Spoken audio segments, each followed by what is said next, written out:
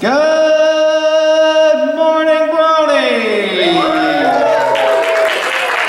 This is it. This is the last day of the gala and the last day to ask Mr. Daniel Ingram your questions. So please welcome to the stage, Mr. Daniel Ingram.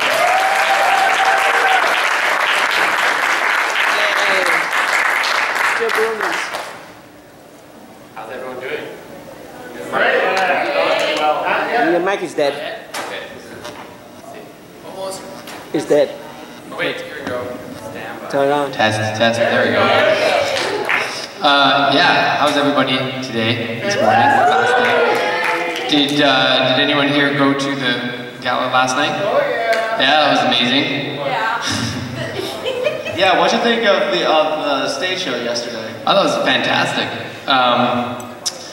I think that is, I mean, I've been to a few of these cons now, maybe half a dozen, and that is, without question, the most ambitious and impressive, like, organized performance I've seen. Wow. There's been a lot of pretty cool ones over the years, but that was like, wow, that was like, incredible, so I'm really impressed. Yeah, what'd you think of our balloon monster? I think, yeah, what's his name? Bruce Carr. Bruce Carr, yeah. He is definitely no ordinary balloon guy. I've never seen anything like that. When I came in, I was like, wow, this is over the top. So yeah, it's good. Was it actually a bit of a joy when they found out it was the same theme as Little Shop of Horrors? Yeah, so what was that? I was hearing it, I was like, I heard the music in the beginning, and I thought, okay, that must be Little Shop. But then the lyrics were different or something, is that right? Yeah. Yeah, it's hard to make out a little bit, the words exactly, but yeah, it was so funny. I can only hope next year we can do the Pony Horror Picture Show. Okay, perfect, that's a great idea. I was so impressed how everybody there, like, was just on the edge of their seats, like, following every beat of the story. Like, everyone knew and reacting so fast, and there's just so many funny moments, so yeah, it was really, really great. That's the great thing about our cosplayers, is that they got the characters nailed to a T. In fact, everyone, round of applause for our cosplayers. Yeah.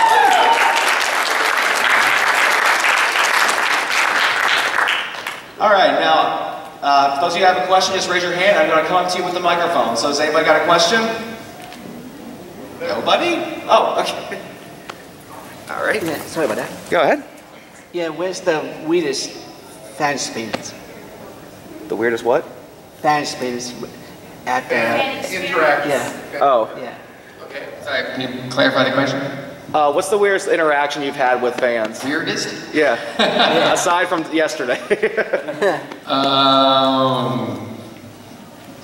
Well, it was probably in Finland. When I was in the Finnish Brony convention there, and we all went, they all took it, it was actually kind of fun, this is a funny story, I don't know if I tell the story. We all, the organizer of the convention had a bit of a party after, and they said, listen, we're going to give you a very unique Finnish experience, we're going to take this boat up to this kind of cabin, and we're going to have this beautiful meal. And Lee and Tabitha St. Germain were also there. And so we do this, and it was kind of neat, and then we take this beautiful yacht all the way up this Finnish archipelago, all these islands, to this cabin, and we get there, and they have there's about 16 fans, I guess, and the organizers of the con and everybody there. And we eat this beautiful dinner, and in Finland, in that time of year, it never gets dark. So the sun is up, and it's like midnight, and we're right on the water, and they say now the next part is in Finland, it's very popular to go to the sauna, or what do you call it, the steam rooms? Yeah. Yeah, so, and so I was like, oh, okay, and then everyone just like got naked and got in this sauna. And then they stay, and it's like 100 degrees in there, and then you run down and they jump in the freezing cold water, and they repeat this process for a couple hours, like an hour. So that was the most surreal fan experience, I guess, if that can count. But it was just normal, it was just cultural over there. It was like no big deal, it's what everyone does. You take a sauna and you hit each other with these branches. Yeah, this is crazy. All right, anybody else have a question for our guy? Wow. All right. So, in the Cutie map, what was the, I would say the idea, how did the idea for In Our Town come about? Like, what was the process for that?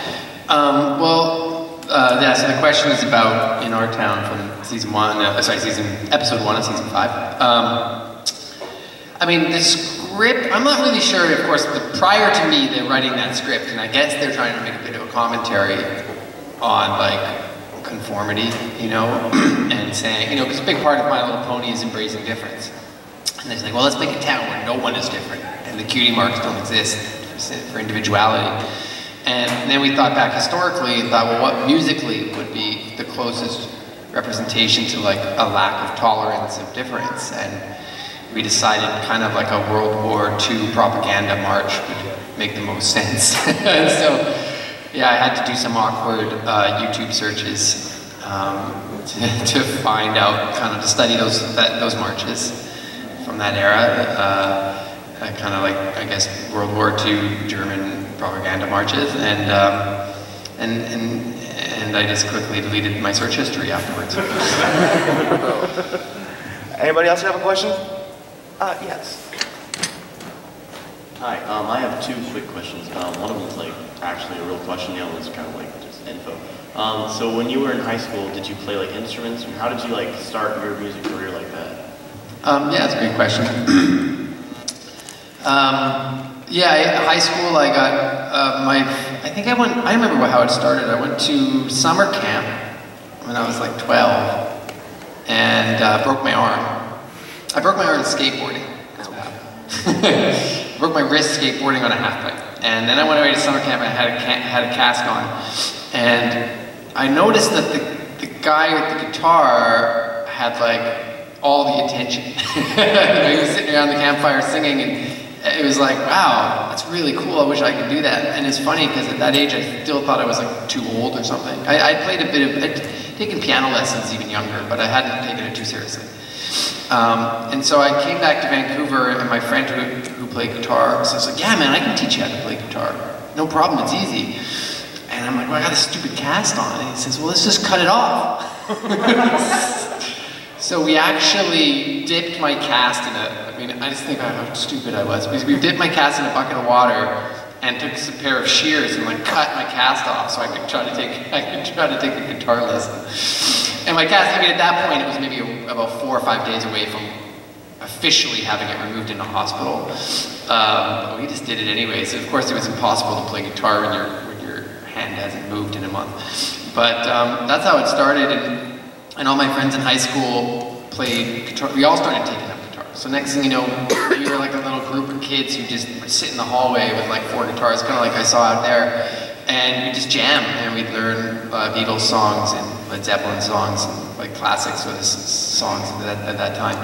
And then that got me really, and then I just decided that was it. I was going to do music, and I went to university, and on from there. Yeah. So on your iTunes page, you have like a lot of the songs from the shows and stuff. You have 2 albums that have 1 song each. It's like Life is in Bloom with like Archie and Daniel on. Yeah, so that's a good question. You're talking about those songs on iTunes I get credited to stuff that I don't do sometimes.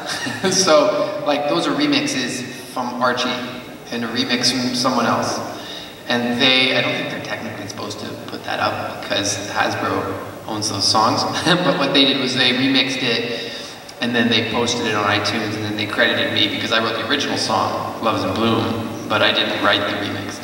So I think when you do a remix, the original artist is credited. So I didn't have anything to do with those particular tracks. But yeah, I think Hasbro's tried to get them down, and they're just still up, which is cool because they sound pretty good. Yeah, I was wondering about those myself. Anybody else have a question? Okay, you're right. What is the process that you have to go through Hasbro to get albums released? Yeah, that's a good question too. People often think like, Daniel, why don't you release more stuff? And I would, absolutely. I mean, if it was up to me, I'd release a song the day it comes out in an episode. But I don't have any control over that kind of thing. When writing songs on a corporate-owned kids show, they're in control of all that stuff. So, and they have a lot of other priorities. So they sort of, it took a while just to get that first soundtrack out. And they really needed to make sure that they felt that My Little Pony had a fan base that would support selling enough albums, because they'd had a bad experience in the past trying to sell soundtracks on like G3 and G2. And they were pretty bad soundtracks, and I remember kind of going, look, this is different. And they're like, I don't know, we tried to sell soundtracks before for My Little Pony, it never worked. And so finally, after enough like tens of millions, hundreds of millions of views on YouTube of all the songs, they kind of went, oh, maybe we should release your soundtracks. So now I think that's a new mandate for them, and I think you're going to see a lot of soundtracks coming out. All right, anybody else? Okay. Hi. What is your creative process? That's a great question. In my creative process, are you a songwriter yourself? You ever write music? Occasionally. You know, when it comes to songwriting specifically, I like to start the process very kind of solitary. And so what I'll do is we have a meeting with all executives and everybody on the show, and we'll read the script with the song, and we'll talk about, okay, what's the motivation behind this song? So what is this song going to be about? And then I take those notes and we discuss how long it should be and who's going to sing it and all that stuff. And then I go away, and I usually will sit down just simple at a piano with like a laptop, like real basic, or and a guitar next to me, and you know, a notepad, and just try to write for a day or two like that. And then when I have a fully fleshed out sketch, so like lyrics and melody and chords and everything, and it's usually me singing on a bit of a demo, I'll bring that to my team.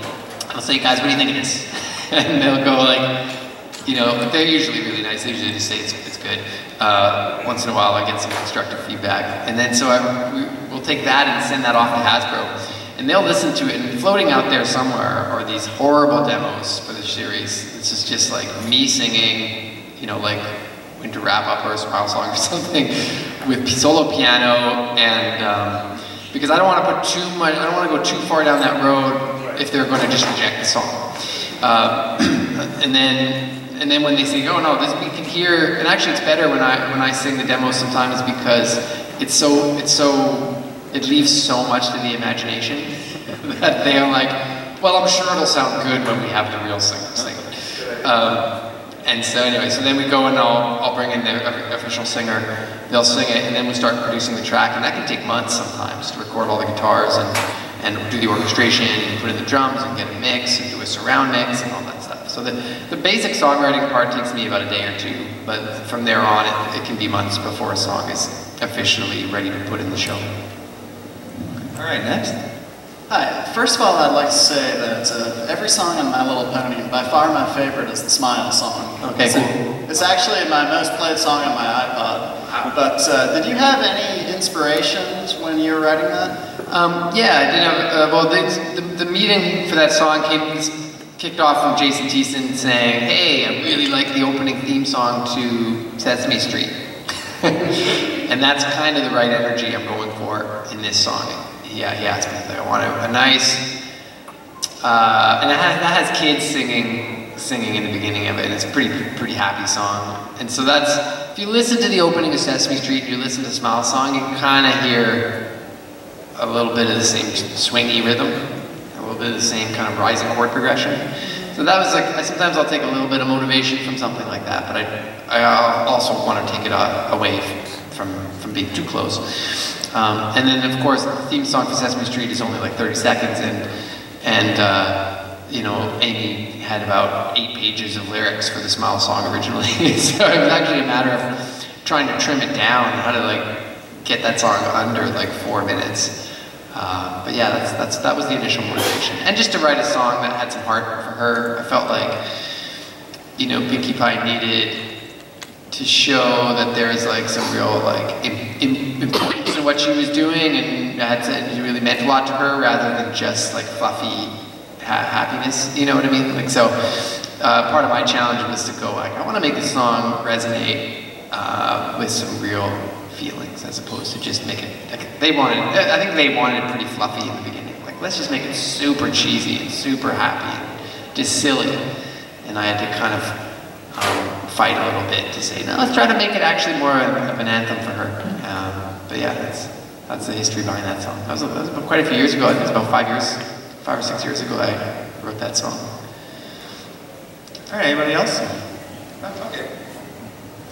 For what my cue mark is telling me, what happens if Twilight ends up with Rainbow's cue mark? Rainbow ended up with Rarity's, Rarity with Pinkie Pie's, Pinkie Pie with Fluttershy's, Fluttershy's with Applejacks, and Applejacks with Twilight's cue mark. Okay, first I have to stop a second. Now, were you the guy with the dance moves last night? That was awesome. Can we give it a hand for those dance moves last night? Good job. Okay, so that's the first one. If Rarity had whose cutie mark? Pinkie Pie. Okay, oh, Pinkie Pie's. What would happen if Rarity had Pinkie Pie's cutie mark? I don't know. I think she might succeed a little bit. See, the problem was with that was, I mean, Mitch wrote that script and he decided on all those switches. Was like, who is going to be the worst possible combination? So like Fluttershy with Pinkie Pie's cutie mark is like so awkward for her because she's so shy. But Rarity's a little more outgoing. She might have pulled it off. That song, I think, has more views on YouTube than any other My Little Pony song. It's like 30-some-odd million views, which totally astounds me because when writing it, I was like, no one's going to make sense of this song because it's just about them singing about switching up cutie marks and who's going to even understand it. But somehow that's become the most viewed song of My Little Pony, if you can believe it. Do you want me to keep going? How was the other question? What was the other one? Twilight ended up with Rainbow's cutie. If Twilight ended up with Rainbow Dash's cutie mark. Yeah, Twilight. Why Dash? I don't know, anyone have any ideas? What would happen? We would know the weather a whole year in advance. Yeah, that's right. It'd be a lot, very, very accurate prediction of the weather, probably. That makes sense. How about we do one more?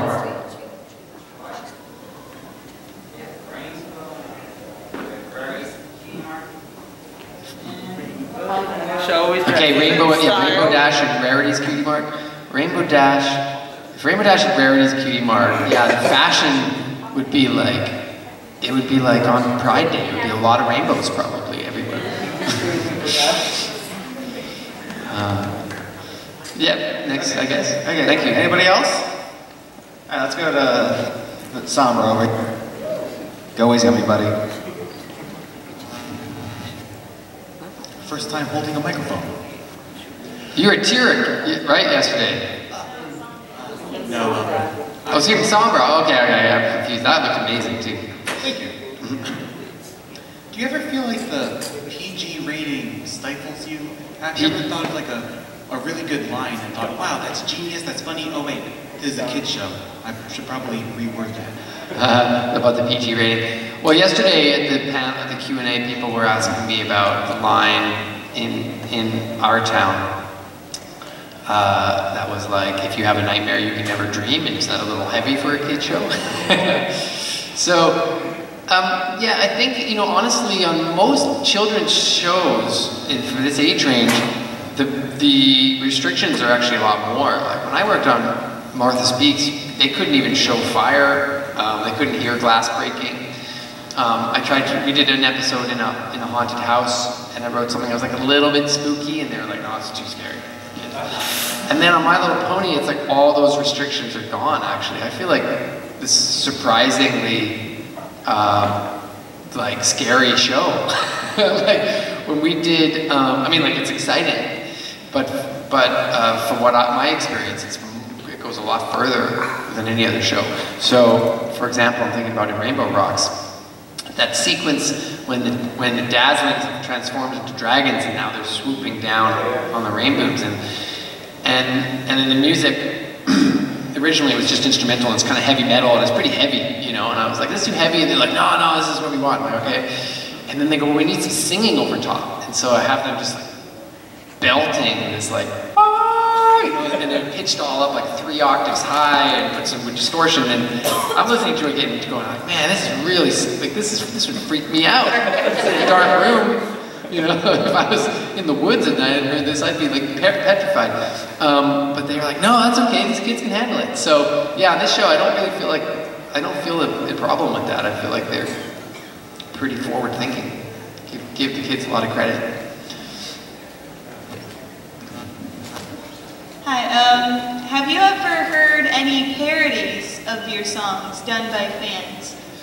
Parodies? Yeah, what did I mean, boy, it's been a little while now. Do you mind? One of the parodies I did see was, oh, well, okay, so one of my favorites was This Day Aria, What It Means to Be a Brony. Have you heard that one? No. Oh, that's really funny. I actually did a parody on YouTube for the At the Gala song because I was so excited to come to this gala. Oh, wow, amazing. When did it go up? Last week. Okay, so I haven't heard that yet. I'll have to search for it. It's Bright Idea at the Gala. It's adorable. Adorable? Okay, Bright Idea at the Gala. Okay, I'll check that out. Yeah, the This Day Area, it's not easy being a brony. It was really, something like that. It's really funny. It's got a lot of different kind of fans in cosplay talking about their various problems, like what they face being a brony, and it's like, people think, you know, I'm this or that or the other, and some of the shirts don't fit, or this is like, they come up with like 24 problems of being a fan of My Little Pony in this song, and it's hilarious, and this is, yeah, you can check that out. That's got a lot of views. All right, anybody else? But let's do someone here in the back. I just want to say thank you. My daughter introduced me to ponies, and she knew the way to get me hooked through your music, for my love for music there. Particularly, actually, it was This Day Area that she introduced me to with it, because she knew I would like the complexity and all the changes. Now, with that in mind, is there any particular work of yours that you found more grueling or more challenging than the others? Yeah, that's a good question. Like, well, honestly, the hardest thing that's been released to date was the Pinkie Pride episode. I mean, that episode came with all kinds of challenges. Especially with Weird Al. Yeah, so with Weird Al coming on board, I'm like, okay, this has got to be like good. I gotta impress Weird Al. Like, I don't want to disappoint one of my childhood idols. So there's a little bit more pressure there for him, just to try to. I watched a lot of hours of Weird Al polkas and stuff. And then I realized how great those polkas were, and then we decided to put a polka battle in the episode, and that didn't exist in the script before. The goof-off was there, but it was a bit different. And we said, well, let's make it a polka thing, and Jason Thiessen was his idea. And so that was like 7 songs in one song, and they're all short. And they all have to be kind of funny, and I had them in a very different order. I heard about Igor Stravinsky is a great Russian composer, and I'd heard when he used to write music sometimes for like Rite of Spring. He would write like a chunk of like a few bars, like dozens of these things in post-its, and he would not post exactly little tags, and he would place them on a board and he would move them around, you know. And that's kind of how that goof-off was written. It was like, okay, here's a bunch of ideas. What order do we put them in? And originally it started with like cheese sandwich first, and then Pinkie Pie. And then they're like, no, we need to switch up this order. And then that just like made a mess of it. So that song was really stressful, all those different little polkas and stuff. But in the end of the day, I was really happy how it came out. And the fans kind of got the smile, smile, smile polka reference in there. Which I really liked, because it was like, okay, so Weird Al's known for kind of like parodying other people's songs, and this is like a parody of Weird Al's parodying Pinkie Pie. Going deep. I believe you had your hand up. When you listen to A True True Friend, have you ever realized that a lot of bronies have realized that Applejack, when she's singing to Pinkie Pie, has been a little more complex than the rest of them singing to each other? Yeah, sure. True True Friend is another one of those songs. That whole episode was a really challenging episode. And that episode came in and we were kind of like, wow, we're trying to do what? You know, like give Twilight wings in a musical in 22 minutes, never, you know, with no setup. And And the storyline is so complex with all the swapping of the cutie marks and then back again. And so True to Your Friend was really a weird, hard song because it's like, okay, now we have to basically invert what my cutie mark is telling me and undo everything. And so I wasn't like super, you know, enthused about that, just because like, oh, it's just almost like a technical thing. Like, how technically do we do this? So I'm writing through it, and there's obviously got to be a lot of room for dialogue and a lot of room for storytelling. And then by the time it hits Applejack's verse, I was like, whoa, man, this is getting really repetitive. I need to do something to keep this song interesting. So I think Applejack's verse is a little more complex just because it comes later in the song. And it was getting a little bit, like, this song, you have to go through like 6 of these swaps or whatever, 5 of these swaps. And if I had just done the exact same music 5 times in a row, it would get real tiresome. So that's what happens. But there's no other reason than that, I think. Yeah. All right, anybody else? Let me get to you in the back.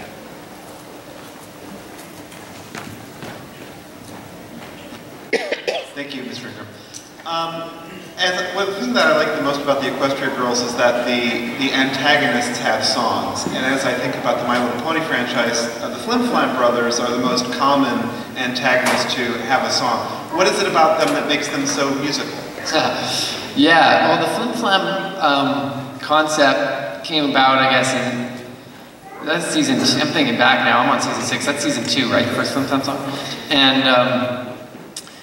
That was just because I think in that season in particular, we were suddenly starting to incorporate a lot of classic Broadway elements, right?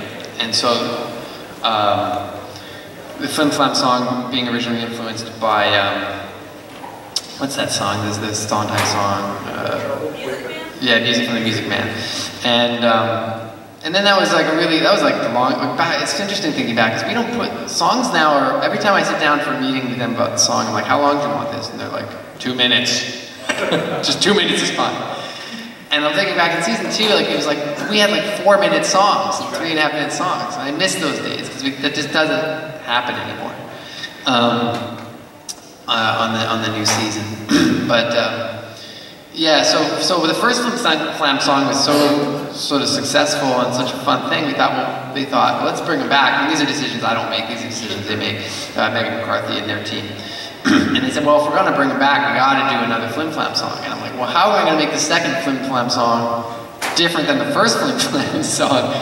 And I actually really liked the second Flim Flam song, although, sorry, what? We did too. All right, good, because I felt like it wasn't as popular. It didn't get as well received. Okay, thanks. Yeah, Miracle Curative Tonic. I had a ton of fun writing that song, and I thought that was actually one of my favorite songs of season 4.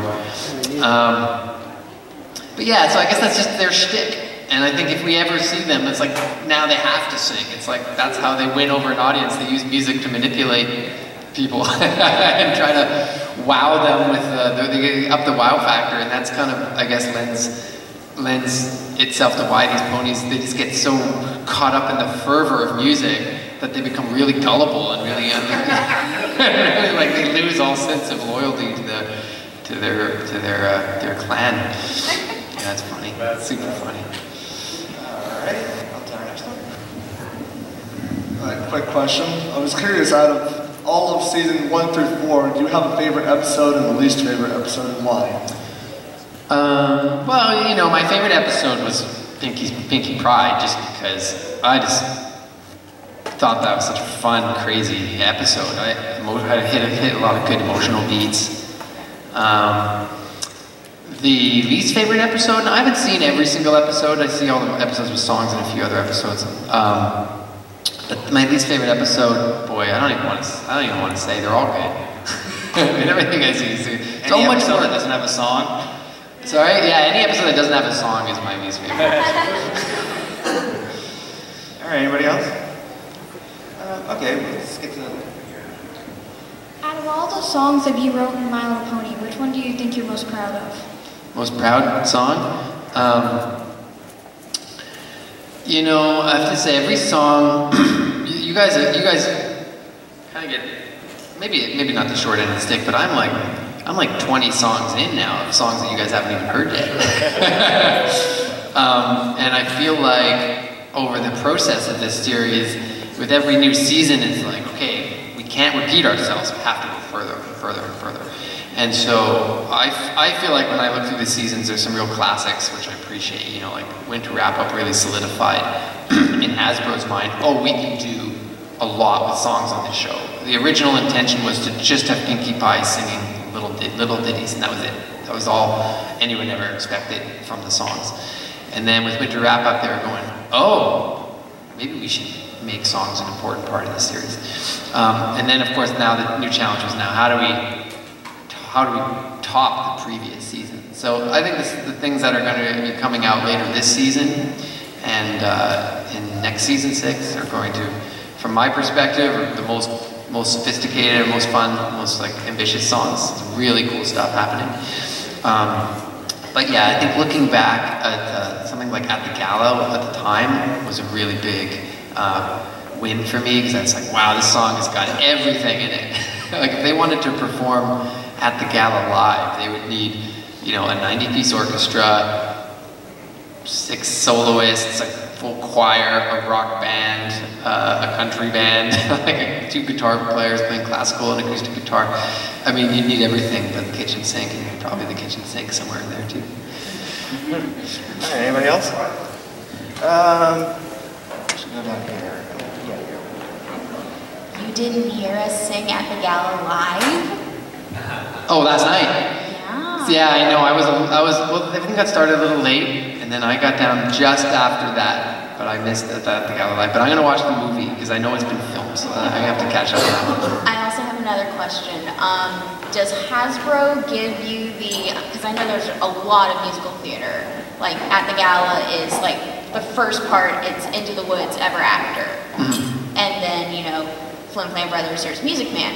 Do you get that say, or does Hasbro get that say? Yeah, that comes usually from the writer, kind of, you know, it's evolved since the beginning. In the beginning, the writers were really, they always had a lot of lyrics in the scripts. Nowadays, the lyrics are like sometimes less formed, sometimes usually there's lyrics, but back in those days, it was, so they would find a reference they liked and they'd kind of like use that to motivate their lyric choices, I guess. So yeah, those all came from the writers generally, yeah. And since then, in the early seasons, we've tried to now veer away from that a little bit. Like, okay, let's kind of do our own thing and not just keep parodying every other song we can think of. All right, we got enough time for 2 more. My question is, what is the process for preparing tracks for the albums? Because on the Rainbow Rocks album, there was 2 noticeable differences. One was the mixing on Let's Have a Battle, and then the other was the heavy metal part is not on that track. Right. And that came out 2 weeks before the movie, so the soundtrack were just blown away. Yeah, well that's interesting. You know, that's a really good question. Actually, been getting asked that question a bit more often now. Basically what happens is, once a song is written and recorded, I'll mix it in stereo. And a lot of times now Hasbro's like, okay, we want those mixes, so we want that soon. So we got a stereo mix that would be used as a soundtrack mix or promotional mix that goes out. And then when suddenly it's like 3 or 4 months later, now we need a 5.1 surround mix. And so I've had, a chance to kind of like have some distance from the song. And then we bring in a mixer, we do like a very fancy sort of like theatrical surround mix. And in that process, it's like get a fresh pair of ears, and it's suddenly like, oh, let's like bring that up a little bit, or let's change this. So one of the things that happens is there is 2 separate mixes, and so sometimes the stereo mixes don't sound the same as what's in the movie. And you'll hear that on the Friendship Games as well. But hopefully, I think the Friendship Games, the stereo mixes are really good this time. And the other problem with surround mixing is, surround is a really weird format to listen to music in. Like we have 2 ears, we listen to things from 2 sources. And so 2 speakers is great. Suddenly you have, in the surround mix, all the vocals in the center, and then you have the instrumentals kind of here, and then like reverbs back here. And when that goes out to movie theaters, they all seem to have like a different set of levels for those speakers. And when they play it at home and they fold it down from 5.1 to stereo, that all works differently. So unfortunately, like weird things start to happen. So I heard it in the theater and I was like, wow, it's like all vocals and the instrumentals were quiet. And then I heard it in a different theater and it was like all instrumental and the vocals are really quiet. So there just becomes a lot more of inconsistency that happens. But hopefully this time, it's just been a bit of a process. Hopefully this time the 5.1 mix and the stereo mix on the soundtrack are a little bit closer. And to your question, why doesn't it include the extended battle sequence? I provided them with both. And I said, why don't you pick, I think we should use the full version. Actually, I think I actually said not to use the full version, but they wanted it. And then they listened and they thought, maybe that's too, it's pretty intense, that battle sequence. Especially when you listen to it on its own. It's something just like full on. You're like, well, this is a kid's album. Maybe this is not the best thing to put in. But hey, maybe we'll release an extended version one day. All right, one more. We'll go to Turpin here. Are there any, you say you have like a lot of demos that are never used and like no one ever hears them. Are there any songs that got fully produced but then got cut from an episode that no one's gotten to hear? Yeah, well, Hop, Skip, and a Jump did. Original Hop, Skip, and Jump, just a little thing. I wrote a totally different song and produced it. And then they really fell in love with Andrea's ad-libbed performance for Pinky's thing there, and so that ended up being a totally different song. But the only other thing is coming up in the next movie. I can't give you too many spoilers, but something was supposed to be a duet, and it was written and produced as a duet, and then we decided it would be a solo. So the duet is kicking around, you know, and one day that might get released too. You'll hear what I mean when you watch that movie. It's coming out in a couple months. And the soundtrack probably is coming out real soon. And then as far as those little demos are concerned, most people don't hear them except I